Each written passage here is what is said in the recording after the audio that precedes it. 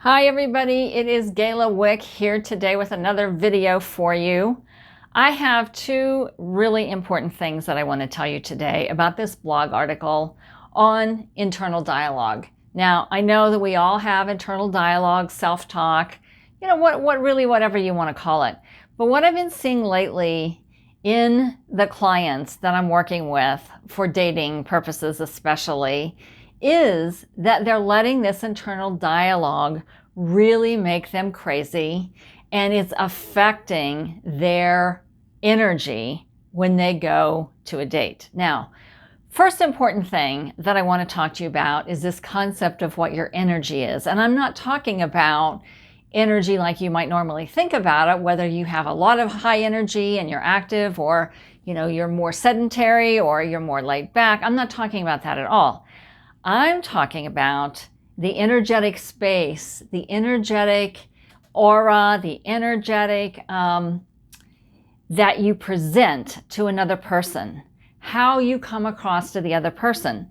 Do you come across as warm, interested? Do you come across as someone that is easily relatable?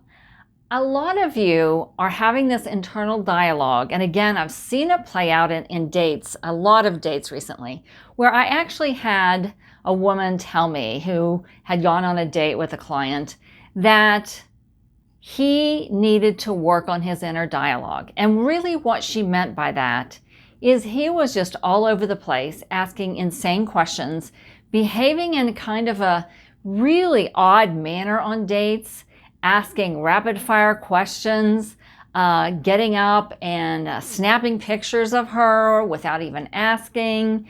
He was trying to find out too much too fast. And that's really what I mean when I say your internal dialogue, what's really happening up here, can really affect how you come across to someone new. And the thing is, when we meet somebody, we need to remember we really don't know this person. You may even have a great date for an hour or two. You still really don't know that person. That is why we're dating. But I want you to take stock of your internal dialogue, because it does affect how you present yourself energetically. Her energy and your energy are reading each other. Now, I know you know this. If you just stop and think about it for a second. Have you ever walked into a room where you just felt the energy? Something may have been really off and you didn't know what it was, but you felt it. Or you've walked into a room and you just felt the energy was light and it was going to be a good experience. And maybe people were talking or laughing. Anyway, the energy just felt different, and that's what I'm talking about. We all read each other's energy without even saying a word. And that's why I want you to be mindful of your internal dialogue. And the second thing, really important thing that I want to tell you, is that this is changeable. You can learn to master your internal dialogue. And I know that sounds like maybe a big, tall order. Listen, I didn't say that we're all perfect about it and that it's going to be perfect, but you really can shift this. It is super, super important for you to shift this. So I want you to think about this. I want you to picture in your head a person riding an elephant.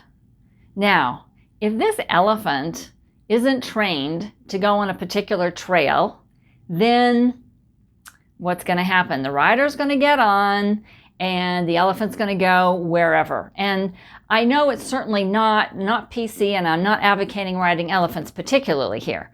But what I want you to do is have this visual of this giant thing like an elephant and this tiny person on top, either having control or not having control. This is really what it's like to try to control that internal dialogue. It's massive. It happens all the time. We all have stuff, movies, scripts from the past, what we think should have happened, what we coulda, shoulda, woulda done in that particular circumstance. We all do that, but we can learn to tame that. We can learn to exercise some control over that.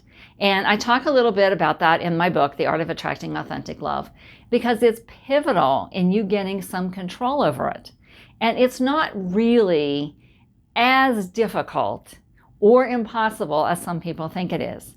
It's a matter of training. If you always go to the negative, maybe he doesn't like what I'm saying.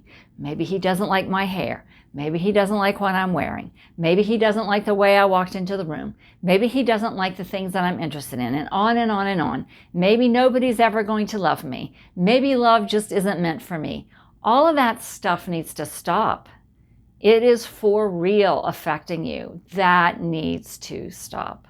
Or if you're in a relationship and your partner, your spouse, does something, sometimes you can go to that negative place of, why did they do that? Why did they say that? And it's all negative stuff, right? Well, I want you to stop doing that. I want you to just stop yourself. The next time you think one of those thoughts, which I generally refer to as really unproductive thoughts, just stop yourself. Say, oh, wow, recognize it. Become aware of it. Wow, I just thought that. Is that helping me? Or is that making me feel anxious? Is that taking away my hope? What is that doing?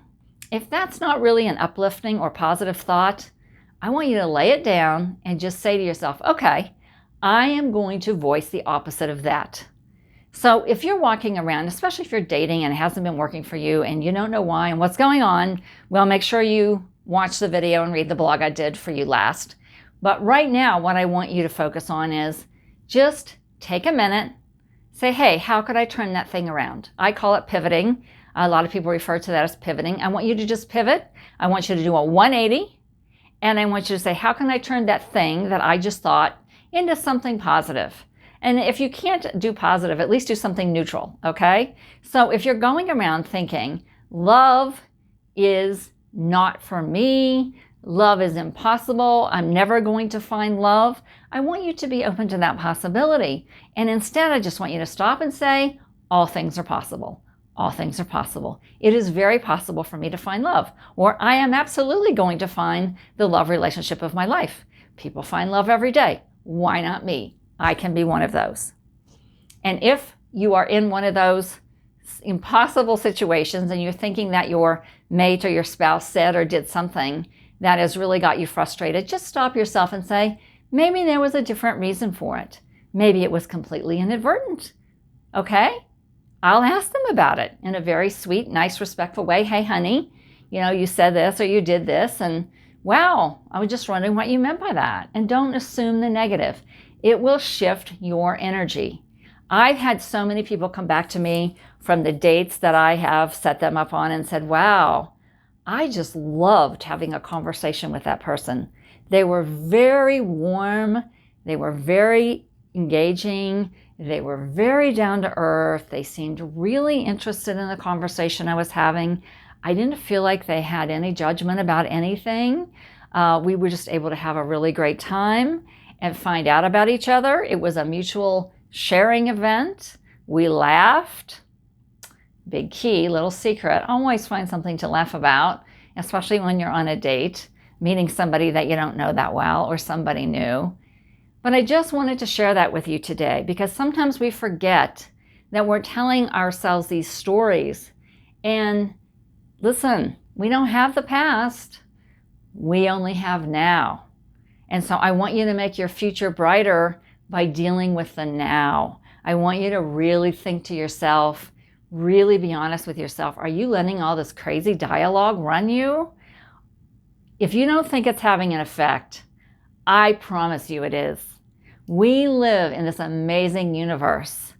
I believe in a higher power. I believe the higher power co-creates with me. I believe they want the best for me, and you can call the higher power whatever you like. But I believe in a divine universe, and I believe I have help, whether I call it God or no matter what I call it. It is there for me, but I must participate.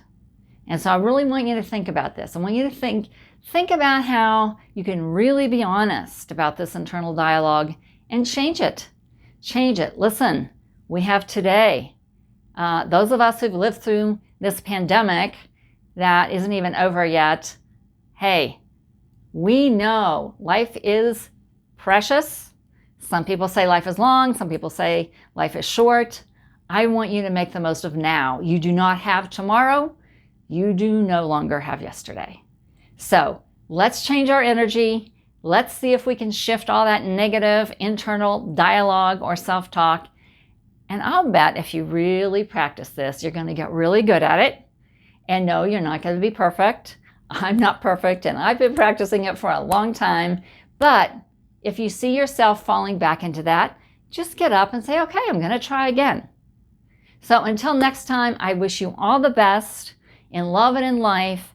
And I really want you to remember to be that loving person that you're trying to attract into your life. See you next time.